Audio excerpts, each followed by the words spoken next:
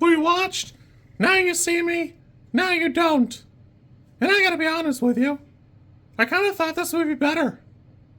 John Chu wanted Now You See Me 2 to be called Now You See Me, Now You Don't, or something to that effect, and the marketing team shut him down because, something about budget or constraints or something, I don't know.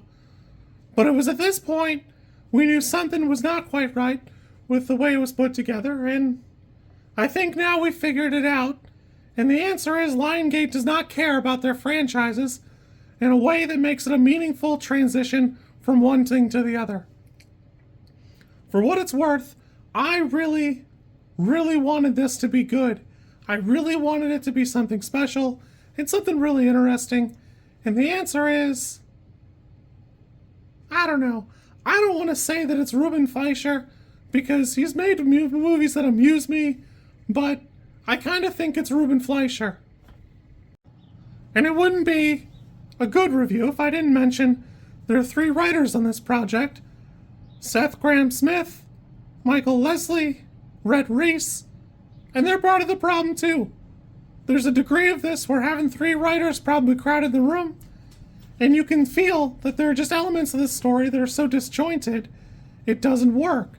And a lot of that's tied up in the dialogue does not always match what's going on screen.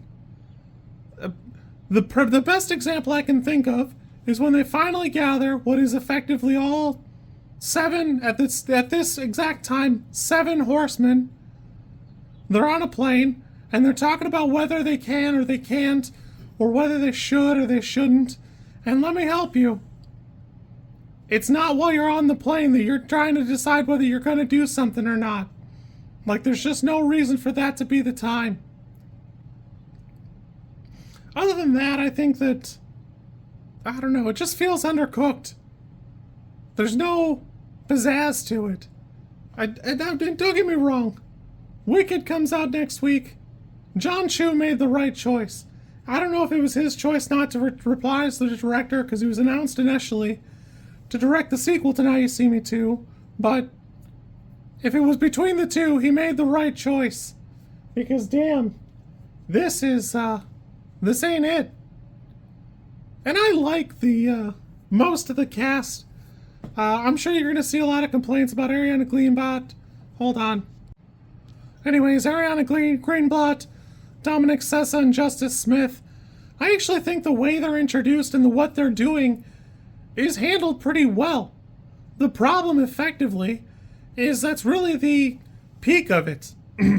Once you move beyond that exact point, who cares? Because they never do anything worthwhile with the characters beyond that. Anytime it seems like they're trying to bond, it seems like the characters were shoveled up in a deck, put into a thing, and then they just let them, alright, well, let's write some dialogue where it seems like they're bonding a little bit. Good luck. Nothing about the way the characters are written really works. The 4 previous ones work because they were kind of caricatures. It didn't matter. Even Isla Fischer, her character mentions being woman magician like 6 times in the movie. At that point, it's fine. It's just who she is as a character. She's constantly thinking about it way more than anybody else. Jesse Eisenberg seems like an asshole just because he's an asshole. Woody Harrelson, bizarrely, seems like he's just an older guy trying to get along in the world, and, he wants everybody to be happy now, and whatever. No real mention of the previous films, other than what they were, because where's Woody Harrelson's twin? Like, they mention a couple of things, but it doesn't come up who they did it to, or, that kind of stuff. To its credit, the one thing I think the movie does really well is how and when it reintroduces Lizzy Caplan, but it's basically the highlight and a turning point for the movie. The movie stops being kind of interesting, kind of fun. It does feel decidedly like every trick here in the film is done just straight up with CG. And the first bit of it, fine, I get it. Nothing like super wild there, but shortly thereafter, there should be at least some chance that it was a real trick. so much of this hinges on it, and we're just not doing it. Because in the first two movies, I don't know, sometimes the magic was just so good, you go, man, maybe they were magicians. I don't know, it could be. Could be. There's a bunch of the first film tied up in Mark Ruffalo trying to figure out how exactly they got this guy who's not related to them to steal money from a bank that's completely across the ocean. And the reveal is kind of fun, it's interesting. There's just no shot of that here. In fact, there is a reveal from Rosamund Pike and her weird goon. It doesn't matter that it happens. In fact, it's actually weird that it happens right before the person that they hoodwinked and babooned their way through shows up. It's super insane because that should be the part that tips them off that, oh, this was messed up too. I didn't really know, blah, blah, blah, blah, blah.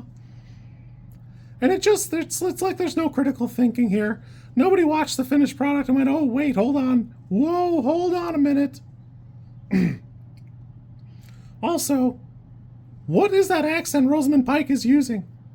I know she can do better than this. There's a depth below Bond Girl you don't have to stoop to. And I don't know what it is, but you don't have to do this. You don't have to make that accent. I don't know what it is, but I hate it. It's kind of a disappointing presentation from Fleischer. Honestly, I love Zombieland, so here we are, way later. I didn't really care for Zombieland 2. I didn't think it was that good. It's definitely not as rewatchable as the first one. And we've kind of just continued that pattern. Uncharted had a similar problem where the editing, the cutting, and the way everything is put together, it just doesn't quite work. It doesn't have that magic, and it lacks just a little bit of pizzazz. I hate when a character is so good at pickpocketing. It's like a Skyrim level of magic, just straight up magic. And it seems common in all of his movies. Venom, it's fine, but I wouldn't go back to it. Let There Be Carnage was a flawed product, but, he didn't direct it and he didn't direct the third one, but I don't know. The one thing I was kind of surprised we didn't get a little taste of is they introduce Interpol a couple of times, but they don't introduce the lady from the first movie, because it'd be a nice way to kind of close that loop, or, oh, hey, we do have connections outside of these four bing-bongs. There's something here, I promise. And it's almost like they don't remember the movies either. I had a lot of high expectations for this, and honestly, I just think that a lot of the presentation isn't there. The cinematography is a little flat, the directing seems a little bit shy of being what it wants to be, and the framing is okay most of the times, but a lot of the time it almost is like they did one take and went, oh well, that's enough. Down to there's even like a James Bondian trap. And sure as shit, Rosamund Pike just leaves. She just goes, alright, well, that's enough out of me, bye. I don't know. This for me is like a 4 out of 10. I wanted a lot out of it. And it just doesn't live up to the hype of the first two. It doesn't have the style. It doesn't have the substance. And you gotta have one of the two. I'd prefer you have both. But mostly I would have taken style. I could have been satisfied with some style. So, oh well. Hopefully Running Man is better. I'm going to see that on Sunday. You kids be good. You be good. Don't worry about me sneaking up. If you like this content, I'm supposed to ask you to like, comment, and subscribe. I think like is here, and comment is probably down there, and subscribe over there somewhere too, I think. I don't know how many times this snippet is gonna make it into a video. Everybody says you should do it this way, and I always thought it was just an annoying thing other YouTubers did.